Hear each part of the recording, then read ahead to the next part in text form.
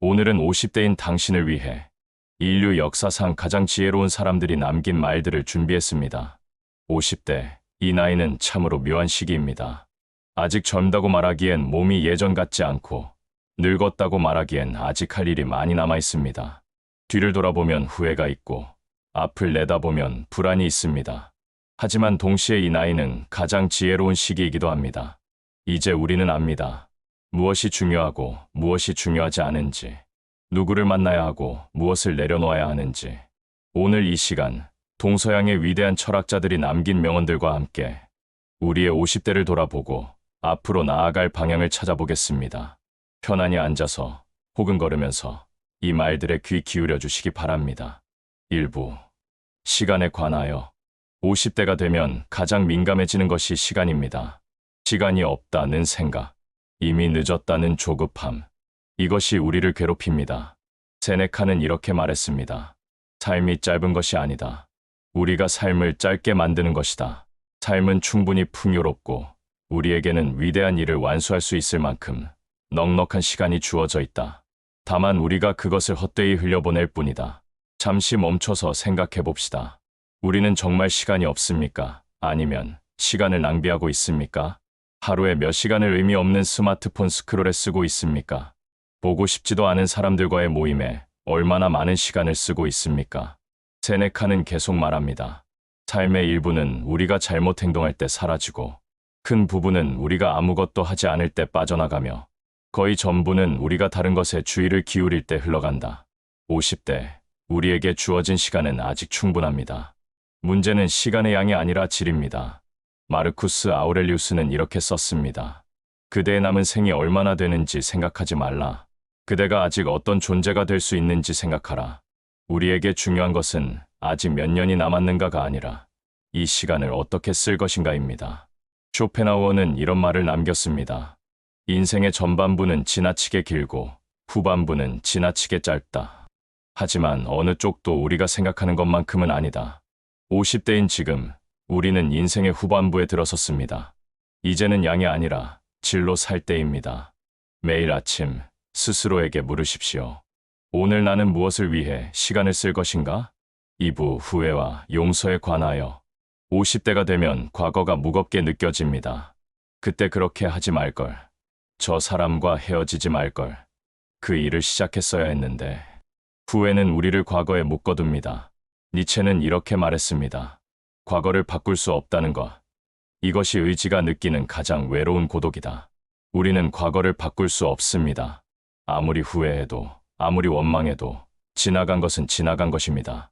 그렇다면 우리는 어떻게 해야 할까요? 에픽테토스는 답합니다. 우리를 괴롭히는 것은 일어난 일이 아니라 그 일에 대한 우리의 판단이다. 과거의 사건 자체는 이미 끝났습니다. 하지만 우리가 그 사건을 어떻게 해석하느냐, 어떤 의미를 부여하느냐는 여전히 우리 손에 달려 있습니다. 이혼이 실패입니까? 아니면 나 자신을 찾아가는 과정입니까? 사업의 실패가 인생의 실패입니까? 아니면 값진 교훈입니까? 마르쿠스 아우렐리우스는 이렇게 썼습니다. 우리의 삶은 우리의 생각이 만든다. 50대인 지금 우리는 과거를 다시 쓸 수 있습니다. 사건 자체를 바꾸는 것이 아니라 그 사건의 의미를 다시 쓰는 것입니다. 그리고 용서입니다. 부처는 말했습니다. 분노를 품는 것은 다른 사람에게 던지려고 뜨거운 석탄을 쥐고 있는 것과 같다. 결국 타는 것은 당신이다. 우리가 용서하지 못하는 것은 상대방을 벌주는 것이 아닙니다. 우리 자신을 감옥에 가두는 것입니다. 50대, 이제는 내려놓을 때입니다. 용서하십시오. 상대방이 아니라 당신 자신을 위해서. 공자는 이렇게 말했습니다. 원망을 품고 살면 원망만 키울 뿐이다. 원망을 내려놓으면 비로소 평화가 온다. 과거를 바꿀 수는 없지만 과거의 의미는 바꿀 수 있습니다. 과거를 용서할 수는 없을지 몰라도 과거를 놓아줄 수는 있습니다. 3부, 관계에 관하여 50대가 되면 관계가 정리됩니다. 만나고 싶지 않은 사람은 더 이상 만나지 않습니다. 의미 없는 모임에 가지 않습니다. 체면치레로 유지하던 관계들이 자연스럽게 끊어집니다. 이것은 외로움일까요? 아닙니다. 성숙입니다. 아리스토텔레스는 말했습니다. 친구는 또 다른 자기 자신이다. 진정한 친구란 무엇입니까? 많은 것을 함께 나누는 사람이 아니라 침묵을 함께 나눌 수 있는 사람입니다. 50대에 우리가 찾아야 할 것은 친구의 수가 아니라 친구의 깊이입니다.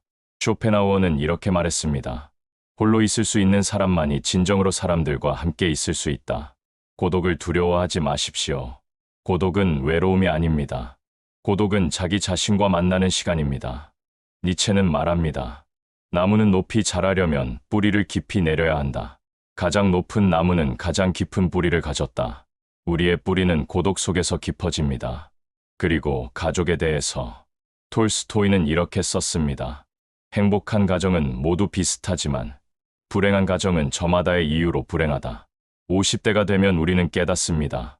완벽한 가족은 없다는 것을, 완벽한 배우자도, 완벽한 자녀도 없다는 것을. 중요한 것은 완벽함이 아니라 수용입니다. 마르쿠스 아우렐리우스는 이렇게 말했습니다.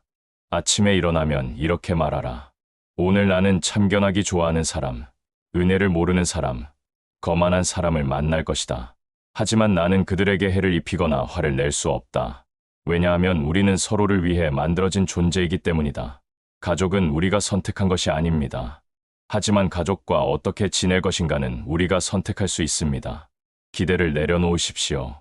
판단을 내려놓으십시오. 있는 그대로 사랑하십시오. 라오쯔는 말했습니다. 사랑이 깊으면 두려움이 없고 집착이 없으면 자유롭다. 사부 자신에 관하여 50대가 되면 우리는 스스로에게 묻습니다. 나는 누구인가? 평생 누군가의 아들로, 누군가의 남편으로, 누군가의 아버지로, 누군가의 직원으로 살아왔습니다. 그렇다면 이 모든 역할을 벗어던졌을 때 나는 누구입니까? 소크라테스는 말했습니다. 너 자신을 알라. 이것은 단순한 명령이 아닙니다. 평생에 걸친 여정입니다. 50대, 우리는 이제 이 질문과 진지하게 마주할 때입니다. 칼 융은 이렇게 말했습니다. 인생의 후반부는 젊은 시절 무시했던 내면의 목소리에 귀 기울이는 시간이다. 젊은 시절 우리는 바깥을 향했습니다. 성공, 명예, 인정. 우리는 세상이 원하는 모습이 되려고 애썼습니다. 하지만 50대가 되면 방향이 바뀝니다. 이제는 안을 향할 때입니다. 파스칼은 이렇게 썼습니다. 인간의 모든 불행은 단 하나, 자기 방에 조용히 앉아있지 못하는 데서 온다. 우리는 자기 자신과 단둘이 있는 것을 두려워합니다. 그래서 끊임없이 바깥에 자극을 찾습니다. 하지만 진정한 자신을 만나는 것은 조용한 방 안에서입니다. 니체는 말합니다. 내가 너 자신이 되어라. 이것은 이기적으로 살라는 뜻이 아닙니다. 남들의 기대와 시선에서 벗어나 진정한 나를 발견하라는 뜻입니다. 50대가 되면 우리는 깨닫습니다. 우리가 평생 쫓아온 것이 정말 내가 원하는 것이었는지, 아니면 남들이 원하는 것이었는지. 에픽테토스는 말했습니다. 부유하게 되고 싶은가? 많이 가지려 하지 말고 욕망을 줄여라. 진정한 자유는 많이 가지는 것이 아니라 적게 원하는 것입니다. 50대, 이제는 비워낼 때입니다. 필요 없는 물건, 필요 없는 관계, 필요 없는 욕망. 공자는 말했습니다. 50에는 천명을 알았다. 천명이란 무엇입니까? 내가 이 세상에 온 이유, 내가 해야 할 일, 나의 본질적 소명. 50대, 우리는 이제 그것을 찾아야 합니다. 아니, 찾는 것이 아닙니다. 이미 우리 안에 있습니다. 다만 드러낼 뿐입니다. 5부, 죽음과 삶에 관하여. 50대가 되면 죽음이 현실이 됩니다. 부모님이 돌아가시고, 친구들이 아프고, 동창회에 가면 빈 자리가 생깁니다. 죽음은 더 이상 추상적인 개념이 아닙니다. 세네카는 말했습니다. 우리는 태어나는 순간부터 죽어가고 있다. 무서운 말입니까? 아닙니다. 이것은 사실입니다. 그렇다면 우리는 어떻게 살아야 합니까? 마르쿠스 아우렐리우스는 이렇게 썼습니다. 매일 마지막 날인 것처럼 살라. 그러나 영원히 살 것처럼 계획하라. 이것은 모순처럼 들립니다. 하지만 이것이야말로 가장 지혜로운 태도입니다. 오늘이 마지막 날인 것처럼 산다는 것은 매 순간을 소중히 여기라는 뜻입니다. 미루지 말라는 뜻입니다. 사랑하는 사람에게 사랑한다고 말하라는 뜻입니다.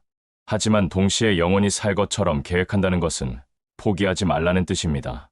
배움을 멈추지 말라는 뜻입니다. 성장을 멈추지 말라는 뜻입니다. 몽테뉴는 이렇게 말했습니다. 철학을 공부하는 것은 죽는 법을 배우는 것이다. 죽음을 받아들이는 것, 이것이 진정으로 사는 첫걸음입니다. 하이데거는 말합니다. 죽음을 향한 존재로서 살 때 우리는 비로소 진정성을 얻는다. 죽음을 의식할 때 우리는 비로소 중요한 것과 중요하지 않은 것을 구분할 수 있습니다. 스티브 잡스는 이렇게 말했습니다. 죽음을 기억하는 것은 중요한 선택을 할 때 내가 아는 가장 중요한 도구다. 거의 모든 것, 모든 외부의 기대, 모든 자부심, 창피나 실패에 대한 두려움, 이 모든 것들이 죽음 앞에서는 사라지고 진정 중요한 것만 남는다. 50대인 우리는 압니다. 시간은 한정되어 있습니다. 우리가 할 수 있는 것도 한정되어 있습니다. 그렇기에 선택해야 합니다. 무엇을 할 것인가? 무엇을 하지 않을 것인가? 누구와 시간을 보낼 것인가? 무엇을 위해 살 것인가? 부처는 말했습니다. 과거에 집착하지 말고 미래를 꿈꾸지도 말라. 마음을 현재의 순간에 집중하라. 지금 이 순간 우리는 살아있습니다. 이것만으로도 충분히 감사할 일입니다. 50대를 위한 철학자의 명언들을 함께 들어봤습니다. 정리하자면 이렇습니다. 시간은 충분합니다. 다만 우리가 그것을 어떻게 쓰느냐가 중요합니다. 과거는 바꿀 수 없지만 과거의 의미는 바꿀 수 있습니다. 많은 관계보다 깊은 관계를, 많은 소유보다 적은 욕망을 선택하십시오. 자기 자신을 알고 자기 자신이 되십시오. 그리고 죽음을 두려워하지 마십시오.